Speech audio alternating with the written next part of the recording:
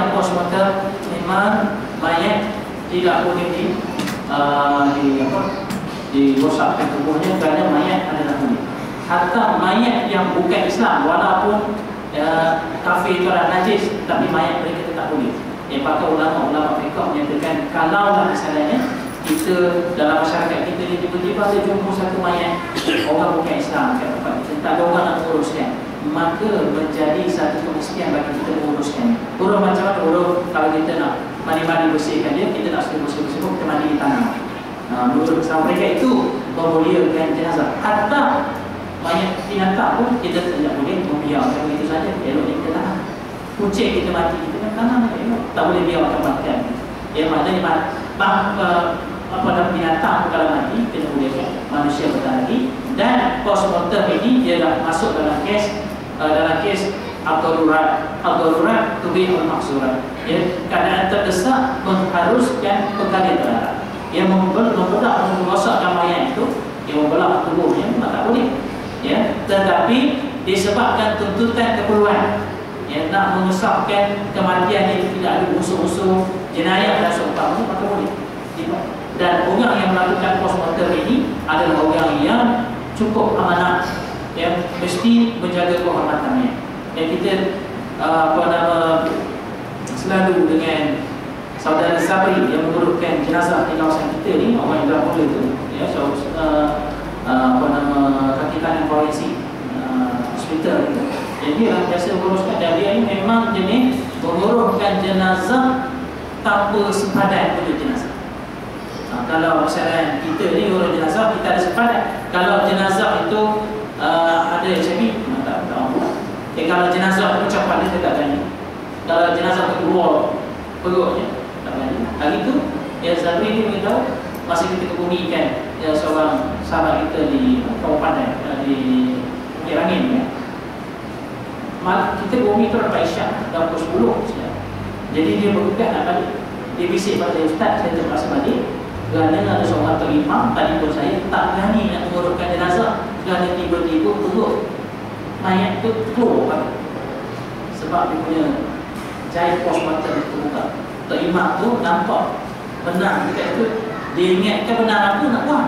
Dia ingatkan mungkin bulu kat dada orang. Dia tarik, terbuka perut, terkeluar perut. Terimam tu terus kita. Di Zabri dia pergi pukul 10 malam tu. Kalau kita mikir, boleh tak buat kerja kita. Jadi orang yang macam ni, macam Zabri dia beritahu, dia kata dia boleh minta kalau tak jumpa orang mati satu hari. Bukan satu pun. Dan dia memang beritahu, memang dia sangat menjaga akhlak ketika postmortem. Dan sebab itu kalau kita nak baca urus jenazah masa dia datang, kita tengok dia urus jenazah. Sepanjang saya tengok memang terlalu cermat dia uruskan jenazah orang mati. Cermat sungguh. Dia akan dapat menjaga maruah dan amanah orang ni. Itu benar. Kalau kaitan dengan insurans, dia pun termasuk dalam golongan. Benda yang padanya takkan kita nak lepas begitu saja. Dia duit yang patut dapat kepada keluarga untuk menyara anak ini, kita nak dapat. Postmortem tu pula saya yakin tidak diikut prosedur. Tak adalah kita buat sebagai cek mayat itu. Dan kalau untuk memastikan dia kematian itu ada unsur penyakit untuk nak insurans. Tak apa, tak ada insurans itu untuk sehari hidup keluarga. Okey, ini soalan.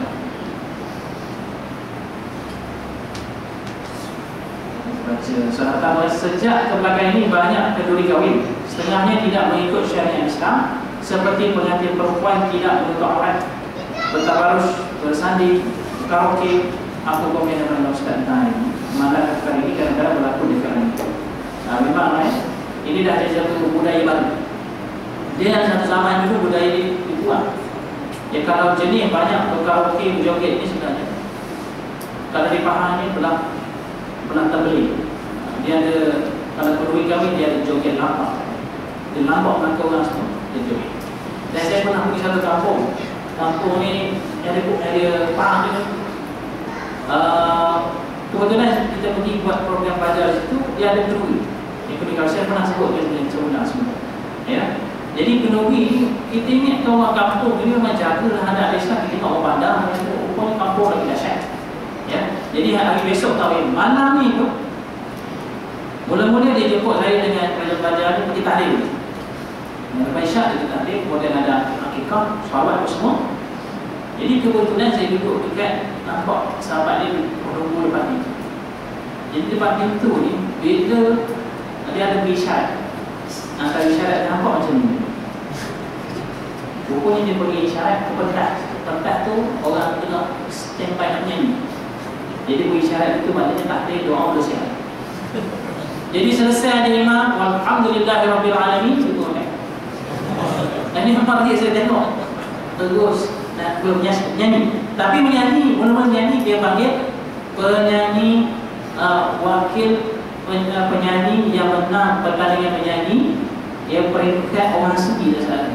Tapi memang nyanyi sedap, kita tengok itu yang peringkat antara lepas Isyak sampai pukul 10. Bila dah pukul 11 dia ada pula nyanyi budak-budak 2-3 orang mula menyanyi. Bila lepas pada itu pukul 12 satu malam sebab kan kita orang duduk homestay sebelah. Budak lelaki perempuan pergi. Asyik. Masuk je azan subuh. Azan subuh berhenti dia orang. Berhenti alhamdulillah ada subuh. Tapi tak ada seorang pun pergi dengan subuh kan. Tak ada seorang, kosong. Asyik ni sebuah kampung. Ya, dia sebut. Tak sebut nama kampung mana. Tapi memang dia berlaku macam ni. Jadi itu orang awam lah bagi saya. Orang surau ni, orang yang belajar ni, ya mudah-mudahan kita ni kena tahu macam sini. Ya, pertama kalau disebut sini menuntut awal bagi contoh. Kita kalau anak kita kahwin perempuan, itu menuntut awal. Ya, kalau menantu kita perempuan, suruh menuntut awal. Antara syarat yang menuntut awal. Yang kedua, tabarus ini maksudnya berhias terlalu lebih-lebih sangat. Kerana isteri berhiaskan suami. Jadi berhias itu ala kadarnya. Ya, nak berhias. Dan yang ketiga dia bersanding. Bersanding ini bersanding untuk apa saja. Ada pun bersanding yang depan orang mudah perempuan, lepas tukar baju, lepas tukar baju, nasib baik ada baju. Kalau tak ada baju kita timbang. Kita bersanding tak ada baju. Jadi tukar baju tukar baju. Ya, kemudian ada yang jadi tak betul orang apa semua. Yang kita dah melalui dulu lah zaman muda-muda kita kahwin itu zaman kita tak datang surau, tak belajar. Sekarang kita datang surau, kita menuntut ilmu, kita jadi jemaah surau, maka kita kena ada perubahan nanti. Yang kita kena ada. Ya, dan ini saya maklumkan pada tuan-tuan dan ini masyarakat kita sebenarnya kita kena cuba ubah budaya. Ya. Kemudian karaoke apa semua tidak menjadi masalah. Karaoke tidak menjadi masalah. Tetapi lagu-lagunya kena lagu-lagu yang beradab. Tapi kalau karaoke itu melibatkan perempuan, lelaki, anak dara, tak boleh. Kita karaoke boleh. Kita pakai Pak Arif karaoke lagu-lagu lama sentimental, SM Salim dan kalau tak orang muda yang menasyid perempuan tak apa. Tapi ini dah anak dara nyanyi masuk. Dan budaya ini sebenarnya makin berkembang. Saya pergi kahwin saudara saya pun di Selayang, Masya Allah. Orang hidup susah, tapi bila kahwin mengalahkan orang lain. Dia punya majlis besar-besaran dibuat dan budaya berkaraoke menyanyi dan seumpamanya. Jadi kita kena ubahlah. Ya. Jadi di sini ada satu soalan yang berkenaan dengan ini mungkin soalan sensitif sikit lah. Saya baca juga orang tanya. Yang baru-baru ni ada jemaah datang ke surau kita dan mengatakan kita tiada masa untuk berdakwah. Seperti doktor sibuk dengan sakit, cikgu dengan anak muridnya, dan ustaz sibuk dengan kuliah dengan ekonomi ustaz. Jadi maknanya pertama kita kena baik hati sama-sama kita yang menyampaikan dakwah ni. Jadi macam-macam cara dan cuma bagi saya dalam kita menyampaikan dakwah ni sebaik-baiknya kita jangan cuba elakkan memudahkan sesuatu. Kita baik saja. Sebab contohlah kalau misalnya saya nak ajak doktor bagi contoh. Doktor depan datang surau. Dia tak datang surau, kita kena husnuzan. Pertama insya-Allah dia semayang. Yang kedua, doktor ni sampai peringkat. Dia boleh jamak semayang. Kenapa? Merawat pesakit itu dari pada turun dan termasuk dalam fardu semayang. Dia bukan sunat lagi, dia dah jadi fardu. Doktor. Ya. Jadi cara ni kalau kita main cakap untuk dia harus doktor. Macam mana kita nak take doktor? Kita kena take dengan fardu. Ya. Begitu juga juga pendidik-pendidik, guru, kita kan kena banyak. Baiklah ke ni sahabat-sahabat. Kalau kita tak mampu nak tarik dia orang, yang kita cuba dekati mereka ini sampai mereka menjadi konflik. Tak boleh bersama kita dia jadi. Ya, jangan sampai mereka jadi musuh. Ya, macam remaja-remaja di tempat kita sekolah begitu. Kalau mereka tidak boleh bersama dengan kita, jangan sampai mereka menjadi musuh. Ya, kalau kita ada tubuhnya dia orang, ya, baru rempit. Jangan kita jadi musuh juga. Jangan memang kalau kita buat musuh dalam rumah kita akan jadi bawah tu. Jadi kita kena jadikan dia orang supaya dekat. Jadi soalan ini tak kira siapa-siapa jemaah ke ataupun ustaz-ustaz yang berceramah. Ya, kalau misalnya ada di kalangan, contoh ada di kalangan ustaz, kita tak datang suruh tu sini. Ada. Jadi macam mana cara kita nak jaga dia? Ada cara ustaz saya tidak buat. Begitu. Minta dia bagi kuliah satu malam. Akhirnya dia akan tidur keluar. Ya. Jadi mungkin kita kena ada lah kita. Kita main volleyball bagi contoh. Kita dakwah rumah main volleyball. Kena ambil masa. Yang ni mungkin kita tak mampu nak buat lagi, tapi insyaAllah kita akan usaha. Atau main kita antara kita break main atau kita fokus, cuba kita dekat muka-muka yang tak pernah belajar kaki semua. Ambil masa.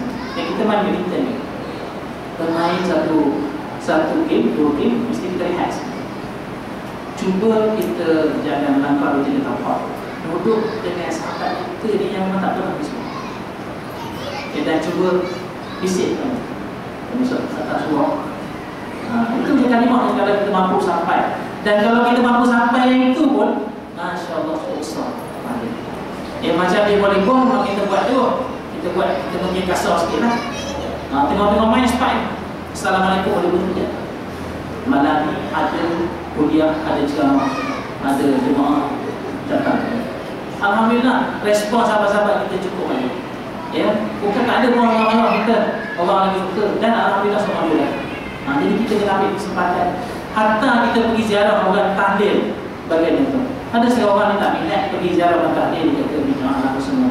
Tapi kita ni sebagai ahli jemaah semua, kita kena ada fikir laut. Ya, mula-mula nak tahlil, tazkirah. Ya, jemaah-jemaah yang datang, kita kalau pergi tak boleh nak buat tahlil, tapi kita tazkirah. Cuba berkenalan dengan orang biasa. Memang wajah-wajah tu kadang-kadang tak pernah kita nampak pun. Padahal bila berkenalan, rupanya 2006 kalau di sini sama kita. Mana tahlil tu lah kita nampak. Jadi selemah-lemah iman, kita duduk makan dengan mereka tanya siapa nama. Ajar untuk mari suruh rumah ramai. Ini kita buat dakwah semua, kalau semua orang buat dakwah. Jemaah tahlil datang buat dakwah, kita buat dakwah, siapa-siapa buat dakwah. Waktu surau kita makin kembang, alhamdulillah. Itu berkat usaha kita buat. Ya, jadi sebab itu tak kira siapa-siapa. Mungkin sahabat yang bertanya ni dia ada muskilan dalam bab tadi. Jadi kita betulkanlah. Ya, semua orang insya-Allah masing-masing mempunyai tugas dan amanah masing-masing dan gunakan kesempatan. Kalau Cik Hanafi bagi itu mesti hati. Peranan saya hati bagi kata. Mudah bersyarat. Minta ustaz tadi sekali. Cik hati itu seorang datang masjid ni. Dia kata master itu dia banyak sibuk, dia banyak urusan dunia, urusan luar. Jadi tuan, cikgu dia bagi contoh timbalan urusi kat itu. Ya, jadi cuba tanamkan fikir kepada agama. Ya, kerana kita ke arti ke main ke futsal atau benda ni, memang nak ajak orang ke rumah Allah SWT. Ya, kalau bayangkan indah sebenarnya ni, kalau semua orang ada fikir kepada Allah, insya-Allah tempat kita ni akan jadi satu contoh. Ya, contoh kalau saya fikir kita usahakan indah sebenarnya ini akan menjadi satu taman yang bukan saja sempurna, tetapi taman yang nampak Islam. Orang nampak syiar Islam. Ya, mungkin hati kita fikir masuk taman kita ni tu ada satu signboard. Signboard kalau nak mengingatkan orang mati, signboard mayat tu. Orang masuk sini nak curi tak jadi, nampak mayat. Ada tempat yang saya tengok dia bukan lukis mayat tu, dia ambil gambar mayat tu, dia buat jadi signboard besar. Memang kita lalu takut. Ada tu ingat mati. Itu macam orang buat sekarang, kita cuba fikir macam mana. Jadi masing-masing cuba fikir untuk menyampaikan hal ini. Jadi kita kena sentiasa berbaik sangka dengan siapa-siapa yang hadir. Jadi kita meraihkan, kalau ada jemaah datang kita meraihkan mereka, teruskan buat dakwah ini. Tapi kena saling memperkukuh. Saling memperkukuh, bukan saling bunuh. Kalau saling bunuh, rugilah dakwah.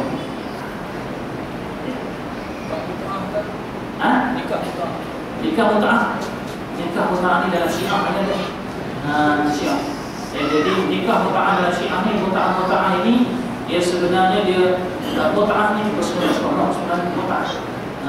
Dalam Syiah dibenarkan hukum bermut'ah ini. Alasan ni kalau kita tengok dalam fiqh Syiah ni, alasan nampak baik, alasan nampak bagus. Iaitu kalau seorang pergi musafir, dia tak bawa isteri dia, contohnya dia musafir mana dia offshore contoh. Ataupun dia pelajar 2 tahun contoh. Isteri ada di Indonesia tapi sana tak ada. Jadi nak menyelamatkan diri, dia kawin buka. Dia kawin buka. Kemudian selepas dia kahwin aja, dia boleh pisah. Pergi tempat lain, dia kahwin sebentar buka, lepas tu pisah. Ataupun kahwin sehari, lepas tu pisah. Tujuannya pun baik untuk menjaga daripada melakukan zina. Tetapi perbuatan itu sebenarnya bagi akidah Ahlussunnah wal Jamaah, fiqh Ahlussunnah wal Jamaah, perbuatan itu seolah-olah adalah tidak jauh beza dengan pelacuran. Dia bukan pelacuran, tapi dia disandarkan dengan nama Islam. Bukan.